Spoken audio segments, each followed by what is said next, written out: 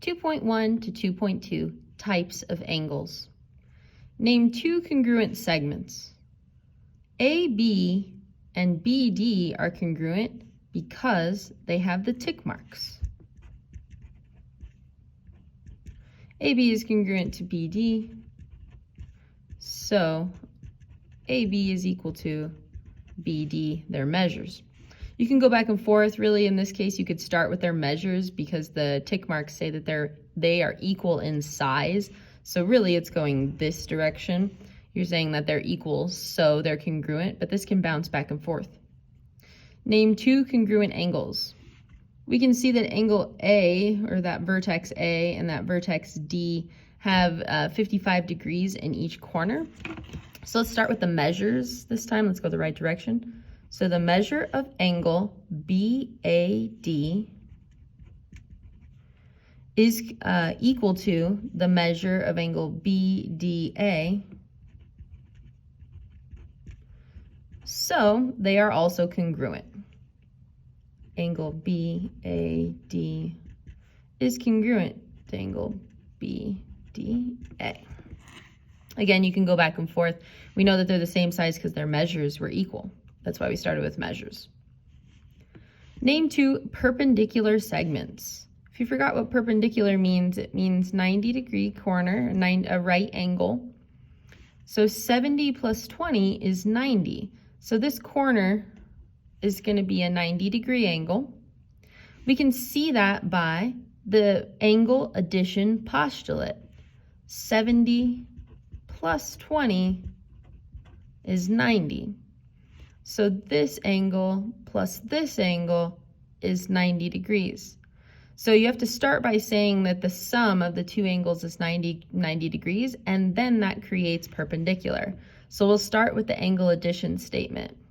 So the measure of angle ABD plus the measure of angle DBC is 90. And if the measures are 90, then the segments are perpendicular. So segment AB is what's called, and this is the shorthand for it, it's an upside down T, is perpendicular to segment BC. I'm shorthanding this. There's a couple more steps in between, but just the idea that if you start with the segment addition to create 90 degrees, and if that's a 90-degree angle, then the two segments are perpendicular. The step that I'm really missing is saying that angle ABC is a 90-degree angle. That big angle is 90 degrees. For today, that is okay. Name two complementary angles. We're going to define that again down here, but let's remind ourselves complementary angles are two angles that sum to 90 degrees. Well, we already found two angles that sum to 90 degrees. So when you're talking about that, you can start with their measures first and then say that they are complementary. So if the measure of angle ABD plus the measure of angle DBC is 90, if that's true, then these two angles are complementary. Angle ABD and angle DBC are complementary. It's okay with me if you shorthand complementary to COMP period. That is just fine. Name two different pairs of supplementary angles. Supplementary. So supplementary angles are angles that add to 180 degrees. So what we're looking for is we're looking for two angles that would create 180 degrees. So an example of this could be angles ADB and BDC. And how I know that is because if I complete this, this arrow here and bring this down, this 55 and this angle here are going to create a half circle. And a half circle is 180 degrees. It's called a linear pair, which we will define in just a moment.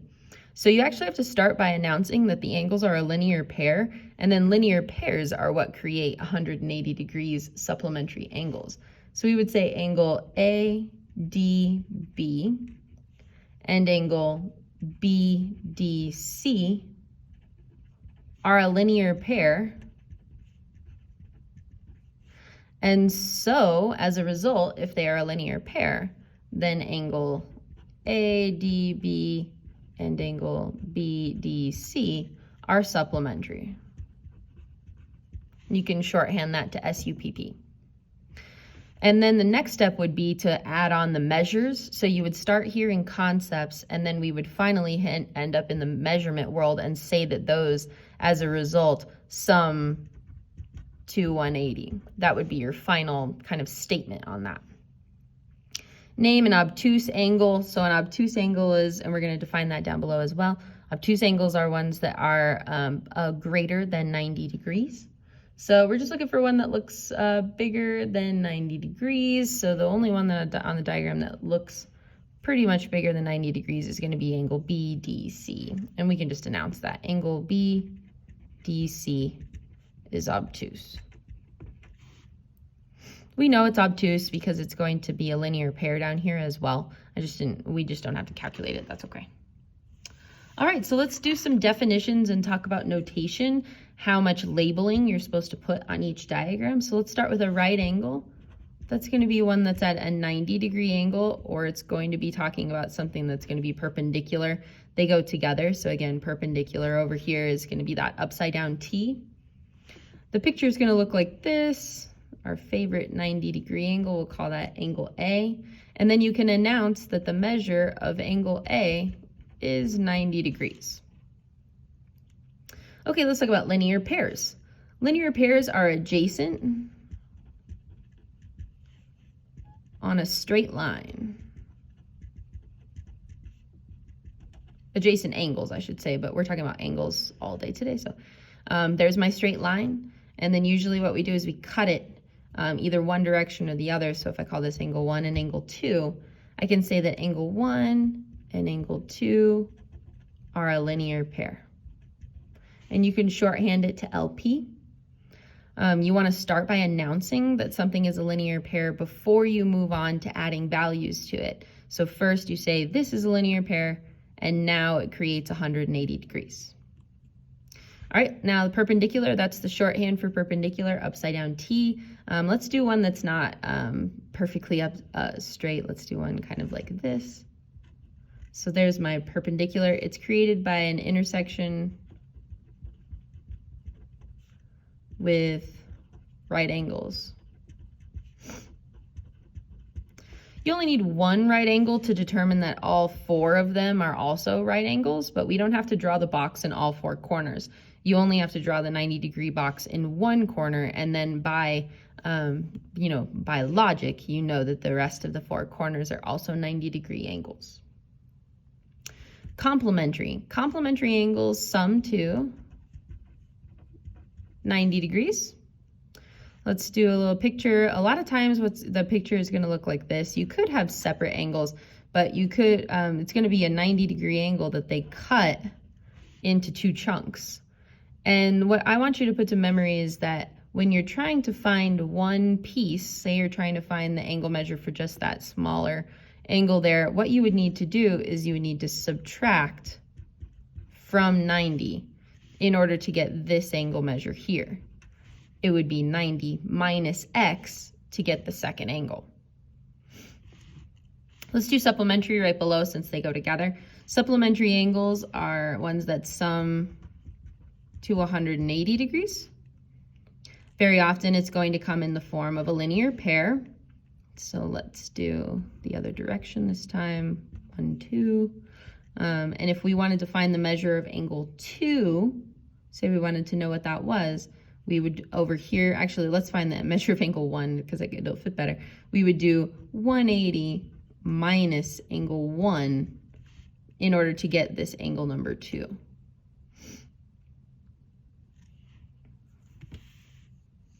Or you can think about it as 180 minus x, like we set up here at the complementary angles.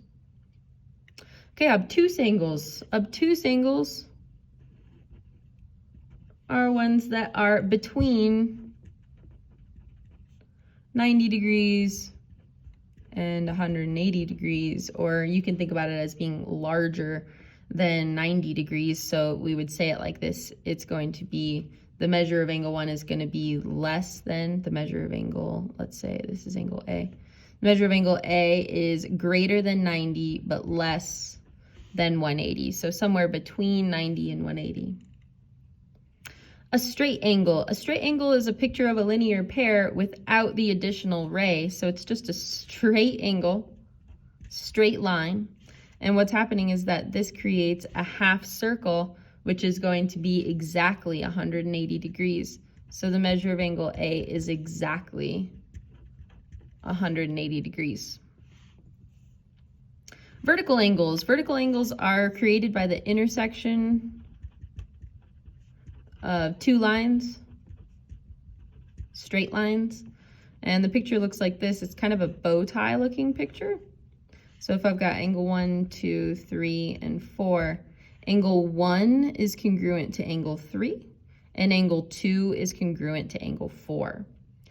You can say that they're congruent first by the vertical angle postulate, or a vertical angle definition of vertical angles, and then you can say that those are equal. Their measures are then resulting in equal. This comes up probably the most. I would say that linear pair and vertical angles come up the very most of all the other, all the other ones come up a lot, but we're going to be using linear pairs and vertical angles the most. An acute angle, it's acute and small. So there it is. It's going to be less than 90 degrees. So we can say the measure of angle A is less than 90 degrees. And then finally, adjacent angles. We've used this a couple times. Adjacent means next to. So really it's just next to each other angles. So the picture can look something like this. That doesn't have to be perfectly in the middle, but it just means that these two angles share a ray or a side. So they're directly next to each other. They're sharing a ray in between them, and they share a side. Okay. Let's define the linear pair property now. So remember, you have to kind of go in a certain order when you're talking about linear pairs. You have to announce that they form a linear pair. So the picture is what we drew before. It's a straight angle that's being cut by a ray. So if this is 1 and 2, the statement is the angles that form a linear pair are supplementary. And remember, not until after you announce this are you allowed to add on your numbers. So first thing you would say is that angle 1 and angle 2 are a linear pair. Then you would say that angle 1 and angle 2 are supplementary. And finally, you could say that angle 1 plus angle 2, the measure of angle 1 plus the measure of angle 2 is 180 degrees. I should put the little M's. Sorry, squeezed them in. All right, vertical angle property. So again, those are formed by intersecting lines. So if I said this was angle 1 and angle 2, we would say vertical angles are congruent. So we can say that angle 1 is congruent to angle 2. So the measure of angle 1 equals the measure of angle 2. Finally, there's one called the triangle sum theorem. Triangle sum theorem, we have to have a triangle, and we've got our angles on the inside. And what is true about this is that the sum of the angle measures of a triangle is 180 degrees. So in this case, we can say that the measure of angle 1 plus the measure of angle 2 plus the measure of angle 3 is 180 degrees. Okay, changing gears a little bit, we're going to look at a diagram that's got some parallel lines on it. So it says find the value of each variable. We'd like to know what C, D, and F are equal to. But first I'm going to add some labels to this diagram. First I'm going to name this line M and this line N. And we would like to announce to the world that these are parallel. So what you do is you add on parallel arrows to show that these two lines are parallel to each other.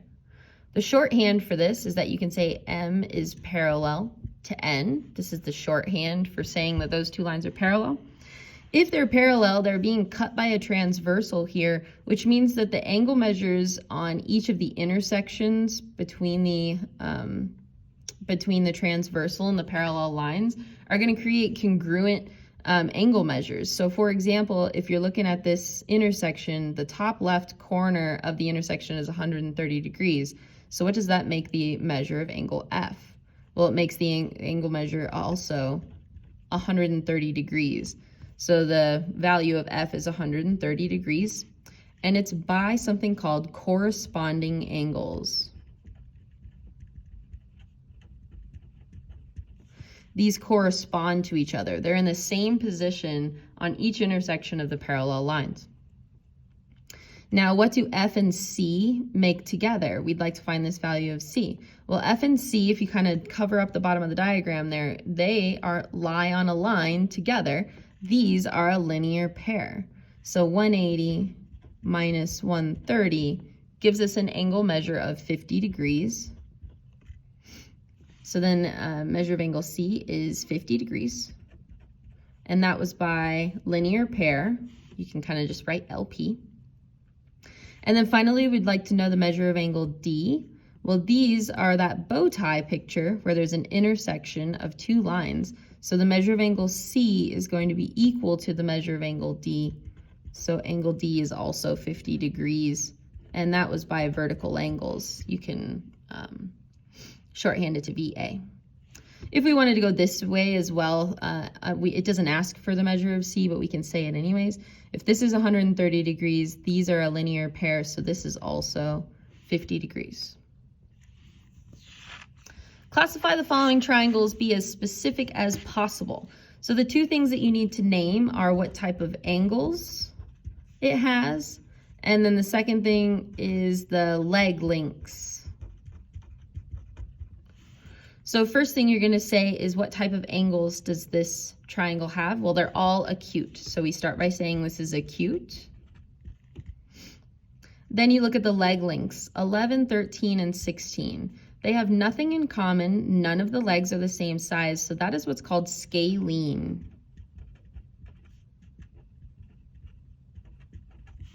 So this is an acute scalene triangle. Okay. Next one, we can see that these two are acute angles, but there's a special angle on this diagram. It's a right. So I can start by saying this is a right angle, right triangle. But then we also have to name some, we have to look at their leg lengths. On this diagram, I noticed that it's got your tick marks here, which means two of the side lengths are the same measure, same length, which means it's isosceles. I-S-O-S-C-E-L-E-S. It's a tough one for me to spell, so I spelled it slowly. So this is a right isosceles triangle. So always include something about the angle measures and always something about the leg lengths. Next, find each unknown angle measure, y, 3y minus 15, and y. By the triangle sum theorem, all of those sum to 180 degrees. So we can add them together to equal 180. Y plus 3y minus 15 equals 180. 3, 4, 5, 5y minus 15 equals 180, add 15. 5y equals 195, divide by 5, and y equals 39. So this angle measures 39 degrees. This angle measures 39 degrees. And then we can plug it in here to figure this one out. 3 times 39 minus 15, which is going to be 117 minus 15. So this angle measure is 102 degrees. No, I'm sorry, that's 117 minus 15 is 102 degrees. Yeah, sorry. There we go. Okay, moving right along. In the figure, angle ABC and XYZ triangle, XYZ, are what's called equiangular, which means equal angles. And in a triangle, there's only one way for them to be equal. It would have to be 180 divided by 3, or 60 degrees in each corner for them to be equal. So we can put markings on each of the corners of these triangles and see that they are all 60 degrees. Now in this little small triangle here, you can see that these two angles are 60 degrees, which also means that this angle on the top is going to be 60 degrees. So this smaller triangle here is also equiangular. It says find the measure of BKX. BKX. So we're looking for the angle measure right here. Well, if you look right in this section as a line, we can see that these two, so if that's 60 degrees, those two together make a linear pair. So it's going to be 180 minus 60, which is 120. So the measure of angle BKX is 120 degrees. This diagram's getting all screwy, sorry, but that's 120 degrees right here. Okay, finally it says sketch an example of each. Include any necessary markings. Very important. Label, label, label. If not possible, explain why not. A triangle with two obtuse angles. Obtuse angles are ones that are going to be between 90 and 180 degrees. Well, even if you had two 90 degrees, would you be able to connect that up to make a triangle? So no, this is not possible. You can prove it by saying that if you had two 90 degrees, you would not make a triangle. No triangle. All right, how about an obtuse scalene triangle? Well, obtuse means that just one of the angles is obtuse. I'm going to put that obtuse angle on the top.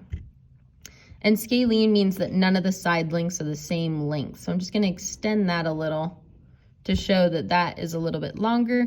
Then using markings, you can use a marking like this to say that all three sides are not the same length. None of their tick marks match. So this is a scalene, an obtuse scalene triangle. How about an acute isosceles triangle? I'm going to put it over here. So we want all the angles to be acute, and isosceles is two of the same side. So I like to draw mine kind of upright like this. Then I use a tick mark to show that those two are congruent and each of my angles are acute. An equiangular right triangle. So equiangular means that all the angles are the same, but we talked about it up above on this problem. If they're equal angles, then what do all of the measures have to be for sure? 60. Well, if it's supposed to be an equiangular right, then that is not possible. That would mean that each angle would be 90 degrees. Oops, 90. And that is greater than 180 degrees, so that's not possible. Go ahead and pause this video and try the checkup. Thank you.